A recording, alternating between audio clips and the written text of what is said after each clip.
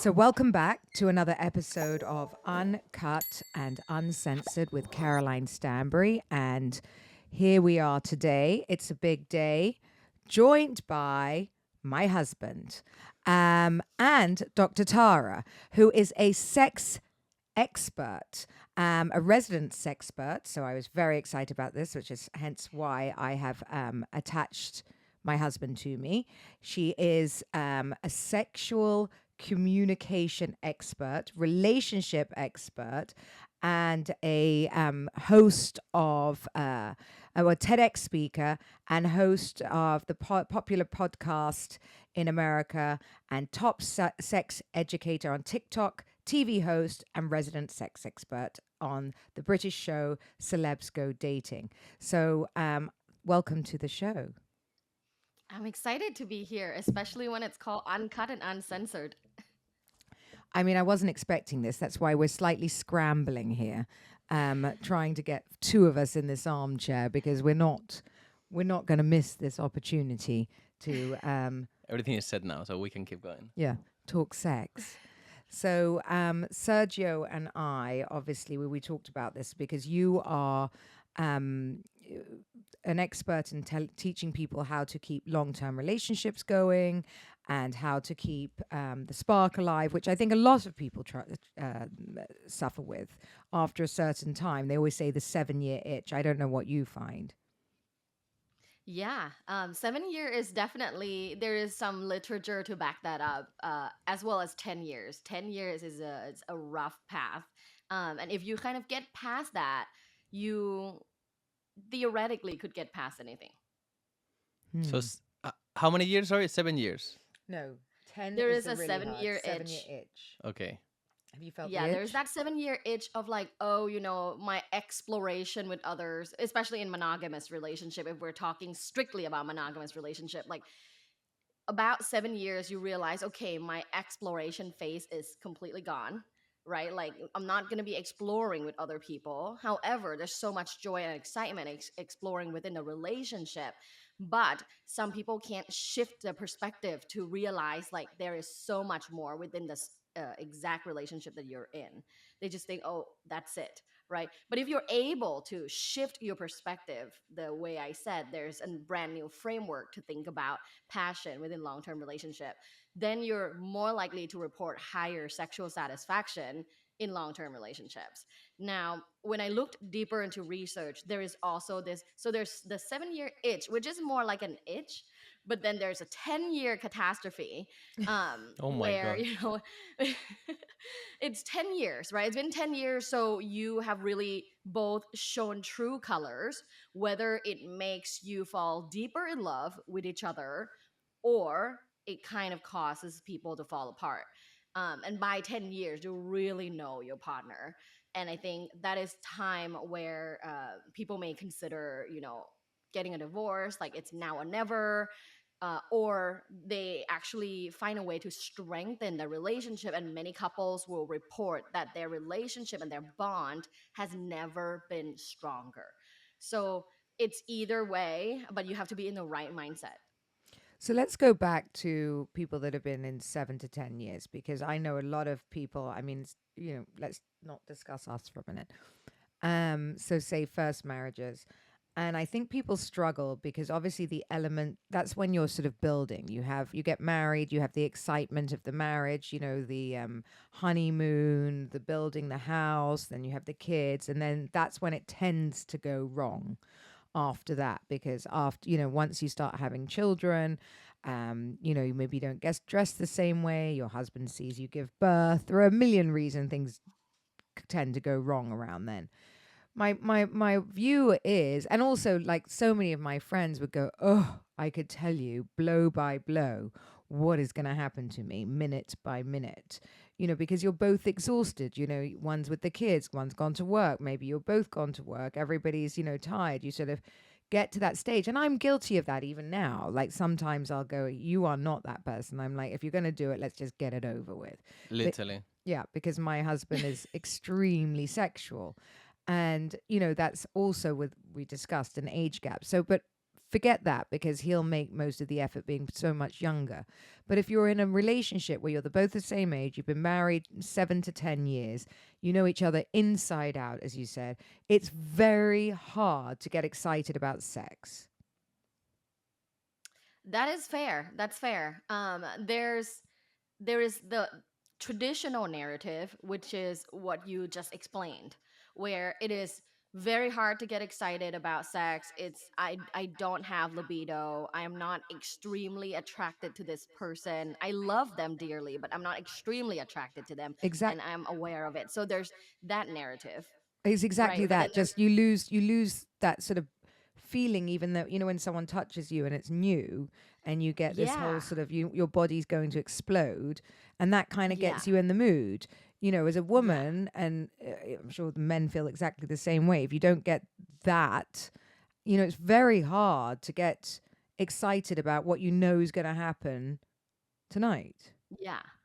I think this is why shifting the perspective to there is so much more that can happen, brand new things that you've never tried, that some things you don't even know.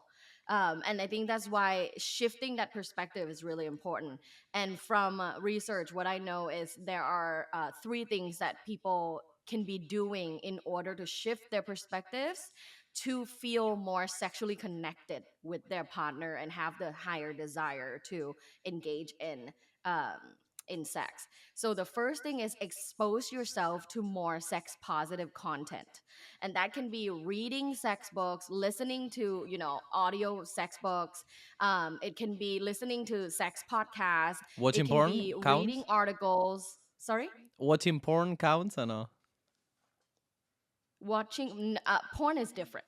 This Okay. is a more educational or like informational or Okay. fun kind of read. Porn we can talk about. It's a completely separate topic. There is a Okay. healthy way to do it, and we can talk about that as well. But yeah, first off is It's a Back consuming in question. your sex positive box. content. Back in your We box. found that people who consume sex positive content regularly tend to have a higher, more moderate to higher libido. So that can be like anything. Reading an article in Psychology Today, maybe subscribe to them and like so you can see it regularly. Um, Second one is communicating about sex. What I found in my research based on 5,000 people in long term relationships, we found that people who communicate about sex regularly tend to have a higher sexual desire and satisfaction for each other.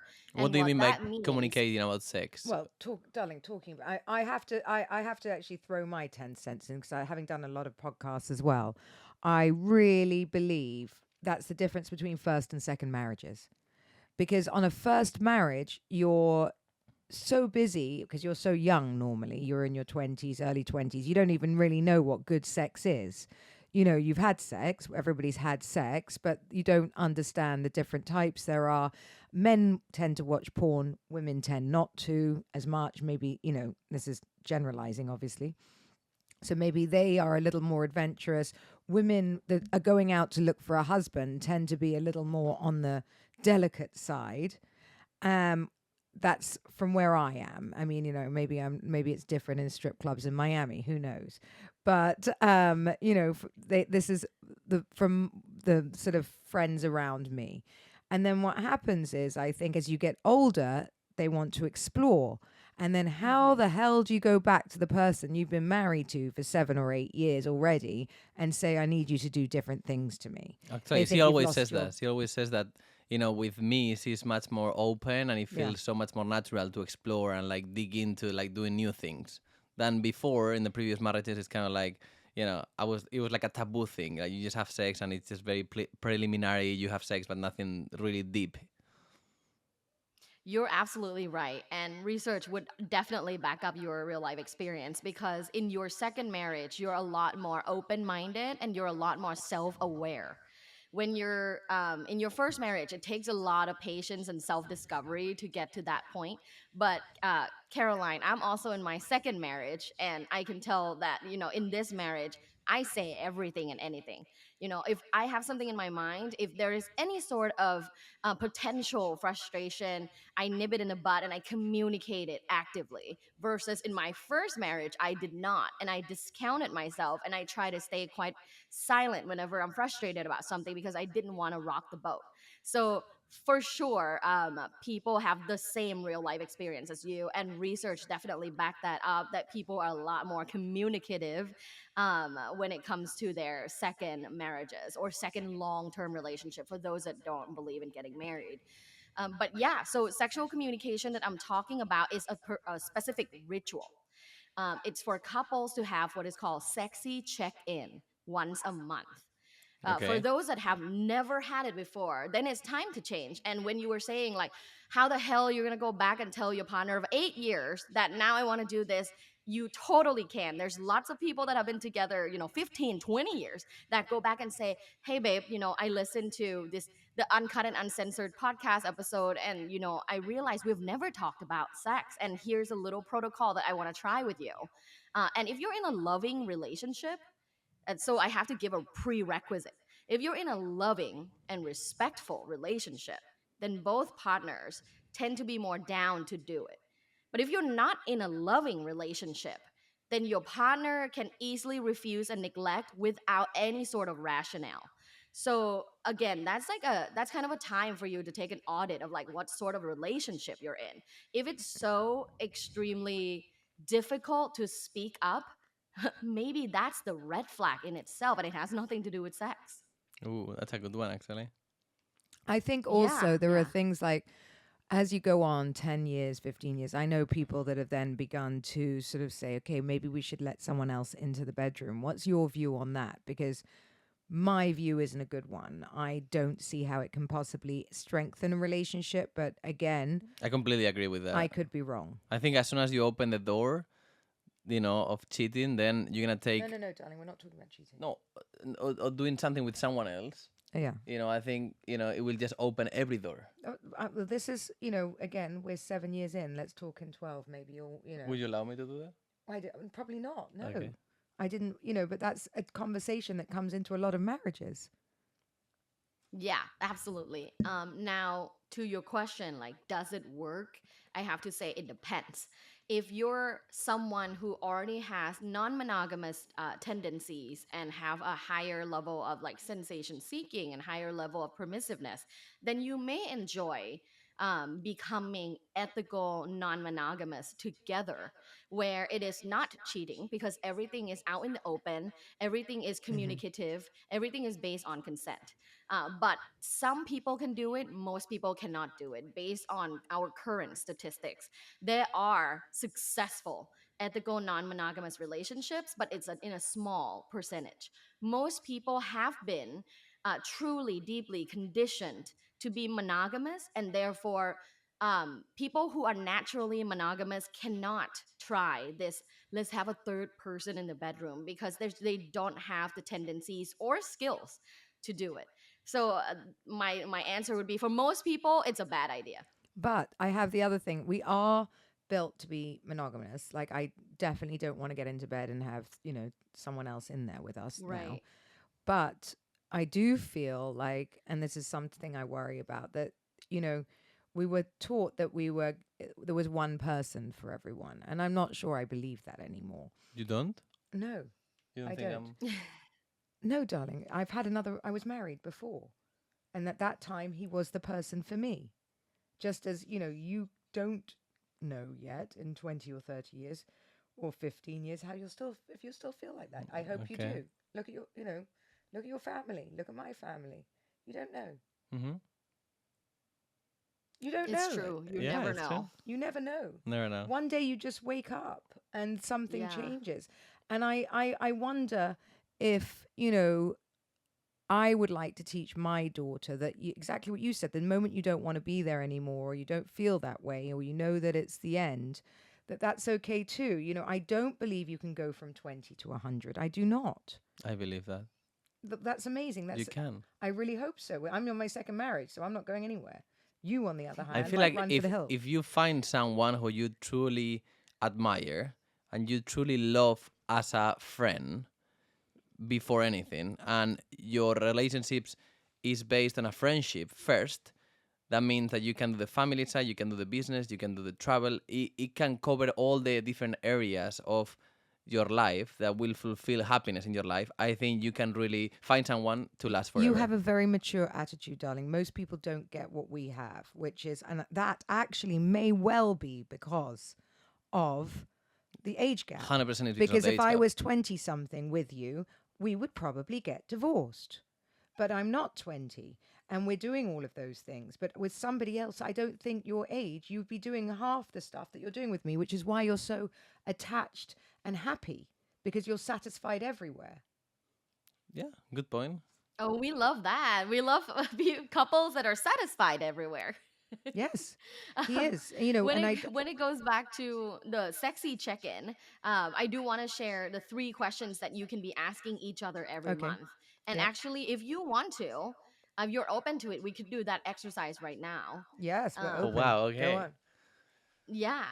The first question is, how would you rate our sex life last month from 1 to 10?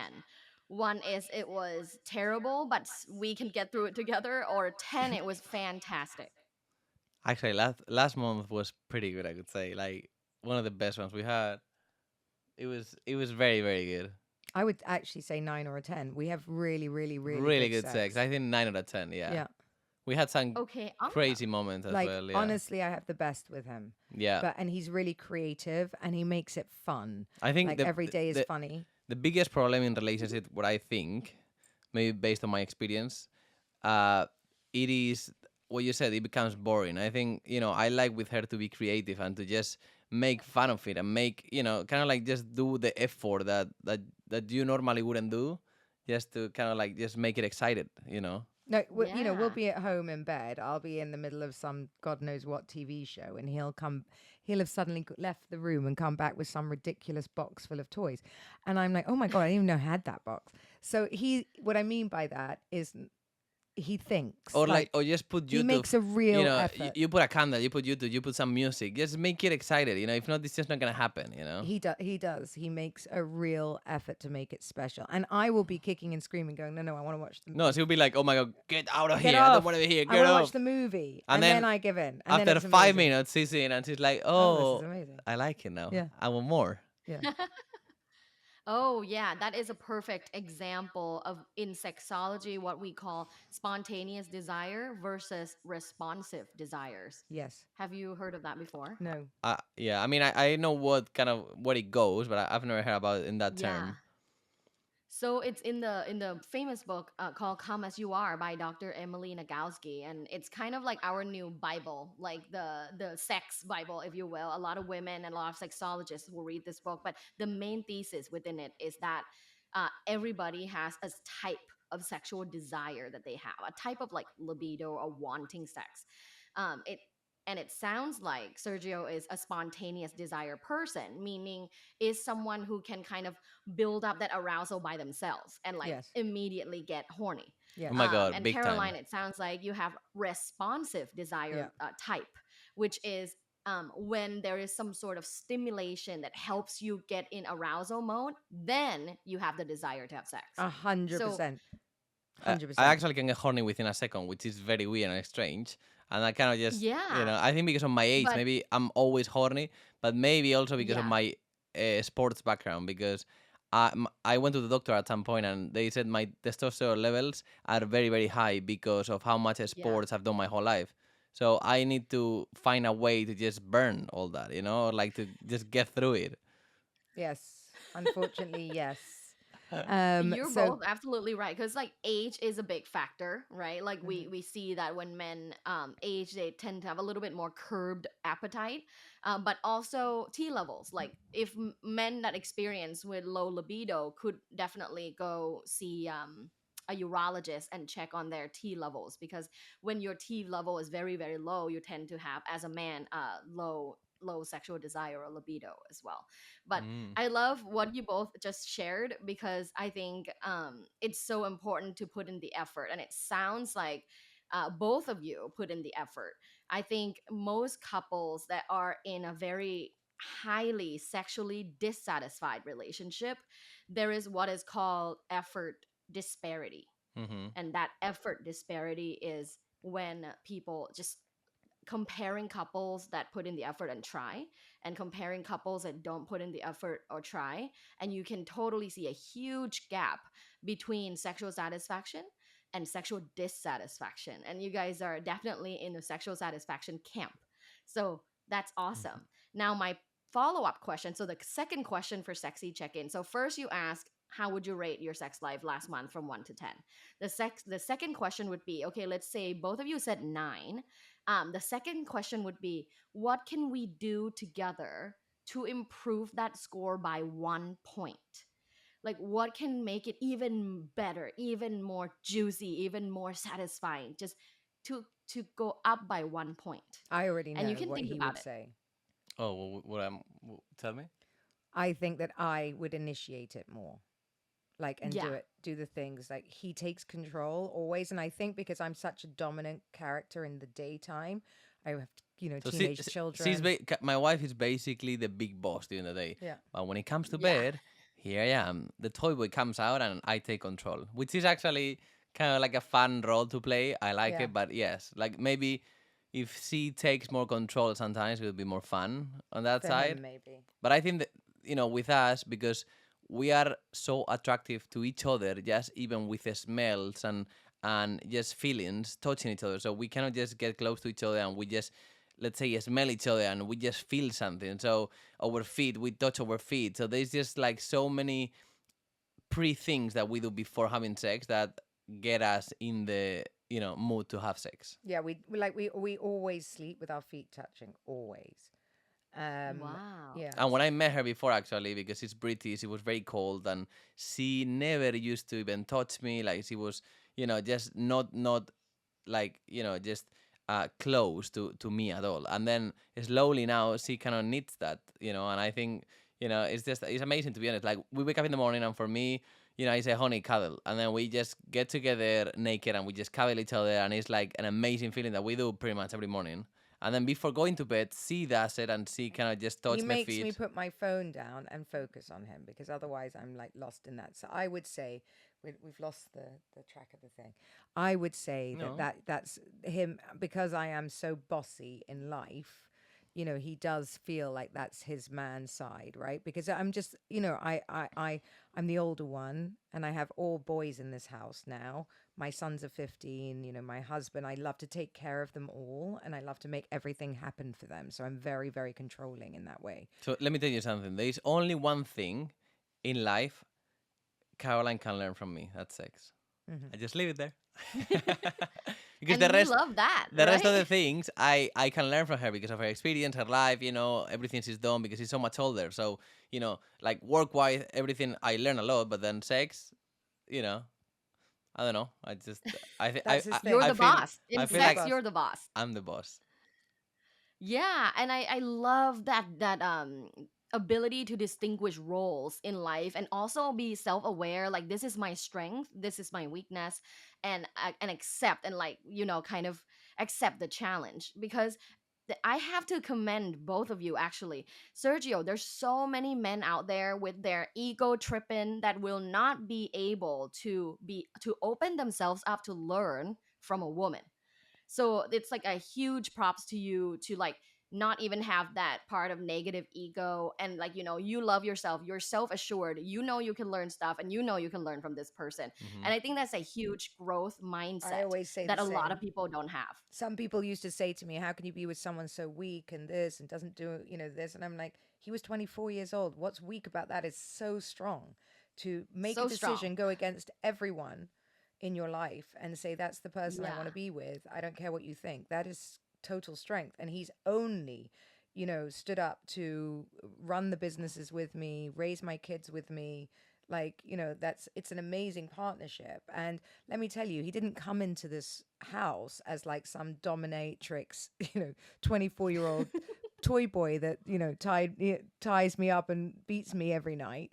That's not how he arrived. He'd never done anything like this before. And Never actually, actually, and no. that's a very interesting part because Yeah. I used to have a girlfriend and we stayed together for like a year and a half, and I thought she was gonna be the one, to be honest. And then, I was trying to learn things with her, but the connection was not there. So Mm-hmm. I think when you find truly connection and you are truly connected to someone, you really are able to explore. And that's what I wanna say. mm, Like when you find your soulmate, or when you really find someone who you trust as a friendship, you are not afraid of exploring together. So I No. think that's, even me, So I'm so he much learned younger. everything here, Yeah. but like that. It was like, although Mm-hmm. obviously he'd had lots of sex, but No, I like, didn't have that lots of sex, but I had some sex, but yeah, but like in the body, like I kind of like, he I knows now. basically I know her chichi in and out. That's what it is. I love that. You guys are so cute right now. um, Caroline, huge props to you as well, because a lot of women that have powerful roles in their daily life cannot switch it off and cannot surrender in bed. And Yeah, that tends to be a big problem in long-term yeah. relationship is no one is trying to take the submissive role when you got to take turns, right? So when you're in bed and you're able to surrender and allow for experiences to happen and go with the flow, that is actually a huge skill that many people don't have and actually are truly experiencing problems in their marriages and long-term relationships. So definitely like a good puzzle like pieces, because both of you are not ego tripping, both of you like know what your strengths are and ready to surrender when appropriate. Mm-hmm. So that's amazing. My third question in the sexy check-in is, what is the one thing you would potentially like to explore in the future? Again, this is not for people listening and watching, and this is not for you to say yes or no immediately, right? Like, you don't even have to respond to your partners what I would like to explore. You don't have to, because it's not a yes or no right now, right? But it's just like sharing in an open-minded manner. What is one thing you could potentially want to explore in the future? He had wanted to try with somebody else, like I know, in but the that's room. in a Like a funny way. threesome? It's in a funny Yes, way, and I know I will never want to do that, because for me, as a man, I you were curious. You I said yeah, but I would never do it you because said he you couldn't goes go through. against me. No, no, no. He's a good Catholic boy. Yeah, but I really believe as soon as you open the door of just even kissing or doing something with someone else, you're gonna take an action that should not be normal as normal, and then you're gonna start doing it a weekend, and then you're gonna end up cheating on your wife all the time. That's my philosophy. The thing is, Maybe it's he's a soccer player, you right? know We live in Dubai. So being a soccer player and living in Dubai, everyone's looking for the next best thing. It's very rare to have long-term marriage here. very rare. Like everywhere Mhm. you go It's is like divorce. it's divorce. Everybody. And I think my husband has a real thing where he doesn't put himself into any situations. I don't like talking to this because I hate smug couples, and I used to look at those people going, "Oh yeah, that's the one to But now she watch." love it. But genuinely, he just doesn't leave my side, like ever. Like, And I mean, and he'd have to be doing it with my no, but secretary. That's about it. it's not about that. It's more about when you are truly fulfilled in all the areas in your life, why would you need to go somewhere else to look? And I think that comes with temptation. And temptation is very scary in life, and it is very dangerous. And it is out there for everybody.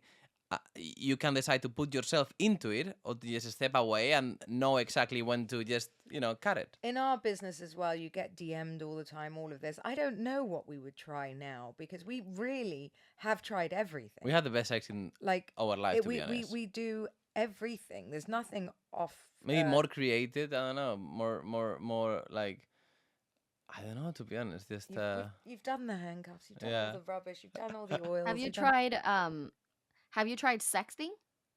sexting, like Mm, sending each other sexy texts. Oh, we haven't Yeah, done and that like for ages. extensive sexting. Have you tried? Well, we're mm. always together. We used to do it all the time Yeah. when we were kind of just getting to know each other. But I mean, maybe when we are like far from each other and we travel, which we don't do it often, maybe one time a year.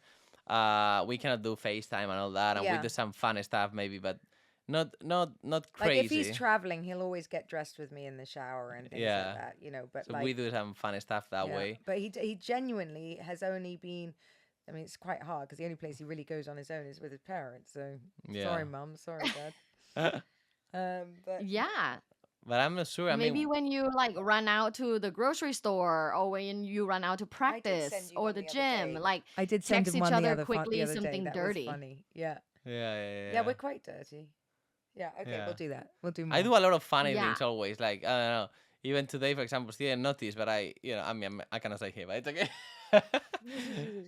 But we try to just do so many funny things during the day and things and sexy things, and it's just He's a you know, he's a young guy. He's in his 20. He's just turned 30. you have to keep He it alive. he You have to keep he's it fun. sex is always on your mind. Like Yeah, if he can have sex, he'll have it. The great thing about my husband is nothing is taboo. So if I'm downstairs, literally, if I bend over to do the dishwashing, if I look at the dishwasher, it's he's just like, "Oh, you are fun. so sexy," or Or I go behind. I just like, even yeah, though like I and just pretend he's like whatever. or It's when the just kids are out. Like there is no time that would be the wrong time for him. So I better be sure I want to initiate because it will happen. So it's never going to be a no, put it that way, ever. I don't think he's ever said no to sex, ever, ever, ever. no. I think it should be part of your life, and it should be fun. It's a very important part of our lives. You know. It's actually something that we work together, we live together, we do very sort of high, we even do this together a lot of times. So sometimes we irritate the fuck out of each other. Big time. So sex does, we'll go to bed, get annoyed, and Hmm. then have sex, and it's Yeah. all fine again. And sometimes you are very tired in the whole day, and you really don't want to do it, and we ended up just having some fun. But I think it is very important.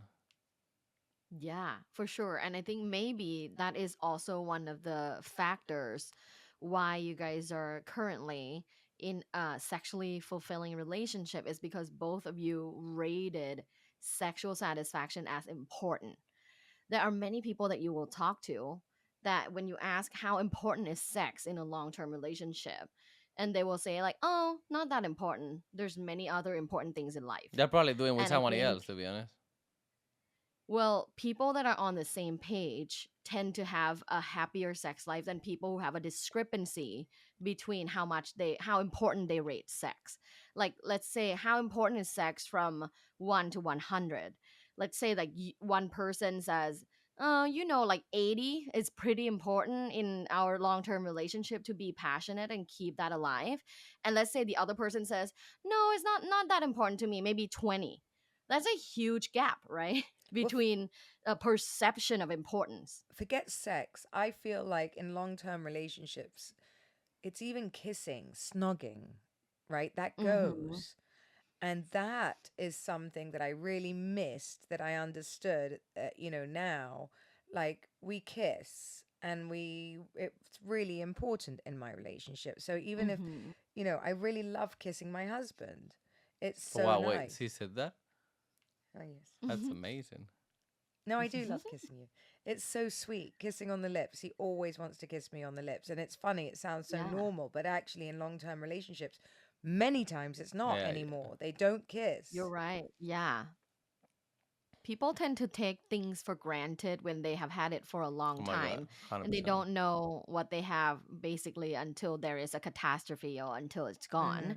Hmm. But I love what you said because Dr. Gottman did a long term study and found that 7 seconds kisses every day help predict a healthier long term relationship. So you're already doing that. No way, 7-second kisses. And Okay. we Yeah. always, another thing, I think, just going to sleep with our feet touching is super, it calms my body. And also, we always hold hands in the day. Touching each other, just Yeah. to feel that connection between two Yeah. humans. I think that is the most important, because what happens is at the end, most of the couples, they ended up building their lives completely different from each other, and then they get to bed and it's like they sleep in different beds. He works so Yeah. hard on his relationship, our relationship, because if it wasn't for him pushing, the reminding me is what I mean, not pushing, but like Hmm. reminding me what's important. You get so caught up with children and work Exactly. and life, It's so easy to get trapped into the routine, into all the busy. Everybody's busy in life, Yeah. everyone, but you Yeah. have to just make sure you never, as you said, take for granted what you have in life, because, he works you know, so hard at it that it's impossible not to get on board in a way, you know, like you're on board too, because I see having been, and again, this is not to dispel my first marriage. We're friends and he's great. And it's very normal. We were two young people that just went different directions because you're so busy Yeah. and different, you get different interests, different friends. But like, and it's very hard to come home tired. And if I go, I don't want that, then you know, to keep pushing, right? When he's tired. But because I think we work together and all of that, this in this relationship, and that I've gone into a place where I will say how I feel. And I have a husband that goes, actually, we are going to hold hands tonight. Or, you know, give me, I Yeah. push, even though yeah, I'm younger, I push her to do do things, it. even though she hates it Yeah. sometimes. At the end, there's a happy ending. Not the happy ending, but there's a happy ending. But for I'm sure you get that too Yeah. sometimes from yeah, Caroline. sometimes only in birthdays, but misfas and Bar mitzvahs and birthdays. no, I'm joking. Yeah, Yeah. but I Oh think yeah. If I'm like on my period, I'm like, okay, I'm gonna give you a happy ending. Exactly. Exactly. So no, but I think what another thing that really keeps it alive for us is the travels. Like every time we just leave, it reminds us like just when we started it's the like no you know responsibility thing. we just Well, you know, when you get Yeah. on a take everything plane, and get on a plane and explore and go to we've been everywhere, and it is actually very exciting for Yeah. the relationship because it's something new. Then you really have a lot of sex there. It's a way to keep it alive. but well, you know, I know lots of married couples. We know that one in particular who always says that, you know, they have a lot of responsibility at home. They get tired, and so they love their thing is to travel and, you know, have dirty weekends, and that Hmm. Yeah. keeps them alive because it's away from children. It's away from sometimes, you know, I mean, my kids are obviously bigger, but you know, they don't have boundaries. They definitely never knock, Right. and Nothing. they do not expect our door to be closed. And actually, it is very interesting to see how the week that the kids are here, we tend to have less sex than the week that they go with the father when we are alone here because we are more relaxed. It feels like, we don't have anybody here just in case they catch us. So I think that feeling is the feeling that we were when we travel. So, it is just very interesting to see both perspective, which in a way Yeah. it is great for us because, we get a week off and just back to be us. Yeah. Yeah. Of course. It's kind of like dirty weekends, right? But you don't have to go away. Hmm. Yeah, yeah, yeah, yeah. But I definitely love the idea of dirty weekends because in a way it's what all sex therapists would agree, like scheduling sex is not a bad thing, and the dirty weekend is a sort of a way to schedule sex, right? Because you're going away, you know that sex is going to happen. So on the topic of maintaining spark and passion in long-term relationships, one thing that people need to shift their perspective to know that it's not bad for you is scheduling sex. um, if you're in a long-term relationship, it means you're a little bit older and you have so many responsibilities, right? Whether it's work, friends, family, um, and developing your romantic relationship. So it is really important to make time for sex and sexual connection. And again, when I say sex, it doesn't have to be penetrative sex every time. There's so many creative ways to have sex. Like sometimes naked cuddling, like you guys do in the morning, is amazing, and science will show you that it also releases oxytocin, which is a loving bonding hormone when you do naked cuddling. So naked cuddling is almost in terms of your physiology almost as good as having sex Oh because wow. they both produces oxytocin. Hmm. Very interesting. Yeah, so you already do that every morning, so you start the day off right. But yeah, for people who are super busy and just can't tend to find the time to have sex, please just try scheduling sex. Like sometimes I'll even put it on my Google Calendar because it allows me to remember, okay, now it's time to pay attention. It's time to send that sexting, You see, like that maybe gives me send a sexy anxiety. picture. Gives me Yeah, like anxiety already. remind yourself. It's just a reminder. I It's know, not but something like, robotic, not something to be afraid of. So if you're listening, you're in long term relationships, let's just try. Try it first. okay, It's Okay. very good. Because Yeah. I schedule everything in life. He's even got like an alarm in my phone I now. got a schedule that says I want a baby every day at 12 12, it says that. midday And because I'm manifesting everything. So the baby is coming. and he and Oh, so like and I schedule like hair, nails, like trips. My kids. yeah. So like to have my sex schedule there too. But I mean, okay. We'll try. Yeah. Yeah.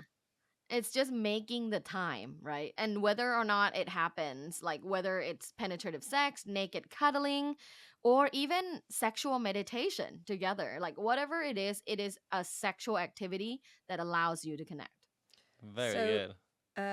if you were going to give my listeners a takeaway now, like what do you think is the biggest sort of how to get the biggest thing to get the spark back? If you think you've lost the spark, clearly you're saying that you can, because I always wondered whether you could or you couldn't. I mean, I think um and I do believe, like, sometimes I know a lot of women who've said, oh, I thought I'd lost my libido forever, but actually it was just because I'd fallen out of love with him.